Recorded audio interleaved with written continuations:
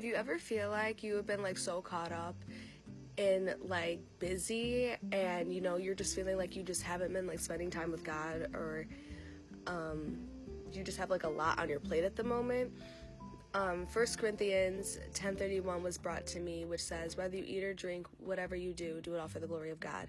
So I always just take that and look at that as like, whether we are working out, whether we are cooking and cleaning, if you're taking care of your kids, do it all for the glory of God. So like with the actions that we choose to take and the decisions that we choose to make in our day-to-day lives through our lifestyle, make sure it always brings glory and honor to God.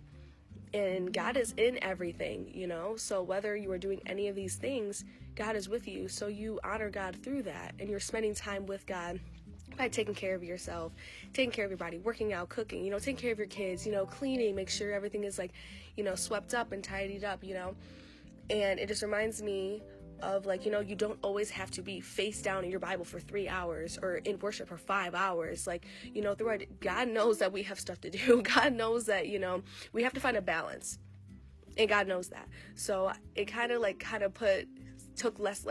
took some pressure off of me, because always sometimes when I'm so busy and I work and I have this, I'm like, oh my gosh, like I haven't had time to, spend time with you, Lord. But I realize in everything that I do, I'm spending time with God, whether that be working out and taking care of myself.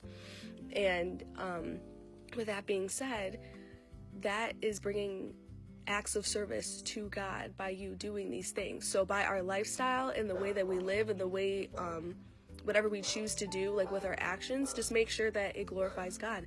And this will actually, by us doing this will show our faith, and this will also attract people to us to bring them closer to Jesus. So with that being said, do everything. So whatever you do, whatever you eat, or whatever you drink, or whatever you do it all for the honor and glory of God.